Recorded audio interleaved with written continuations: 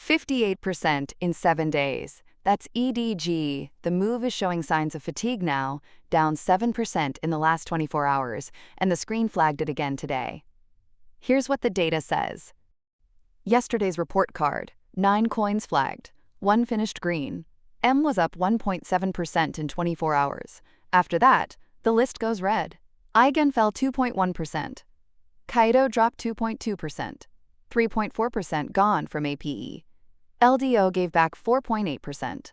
Edge, flagged yesterday and flagged again today, fell 6.4%. LAB dropped another 6.7%. GWEI lost 9.4%. NEX had the worst session, down 19.5% in a single day. 9 flags, 1 green, 8 red. The scorecard is always public. The mood in crypto right now is fear. The Fear and Greed Index sits at 23, deep in extreme fear territory. Extreme fear doesn't mean the market is in free fall. It means most people watching prices are nervous and pulling back.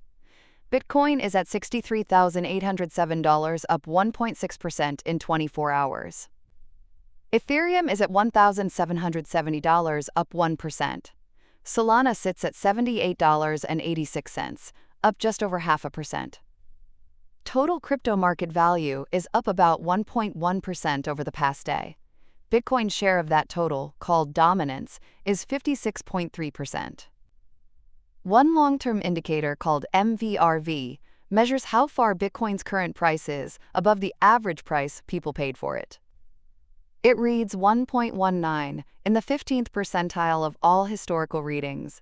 The screen calls this range value or accumulation territory. 3 coins stand out today. First, EDG, 7 days, nearly 58% up. That run is now showing early signs of fading, down 7% in the last 24 hours. Trading volume relative to its market size sits at 0.27.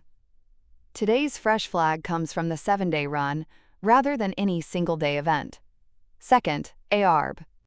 Robinhood moved $568 million of activity onto the blockchain this week, and a large chunk ran through the Arbitrum network, the protocol behind ARB. Volume came in at 4.3 times its weekly average. Over 7 days, ARB is up 19%. Named Catalyst, measurable volume spike, clear connection between the two.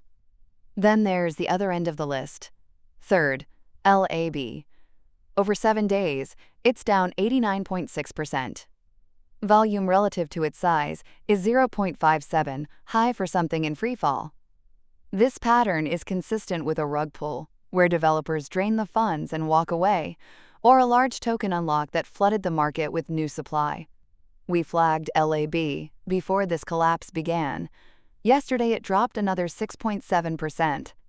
Today's data doesn't include funding rates or open interest figures. Those numbers show how traders using borrowed money are positioned, which way they're leaning, and how crowded those bets are. Without them, the derivatives side of this market is a blind spot today. What does any of this mean?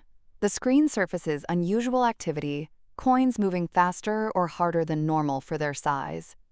It can't tell you what happens next. Nobody can. Over the last 30 days, 181 flags were scored at 7 days out.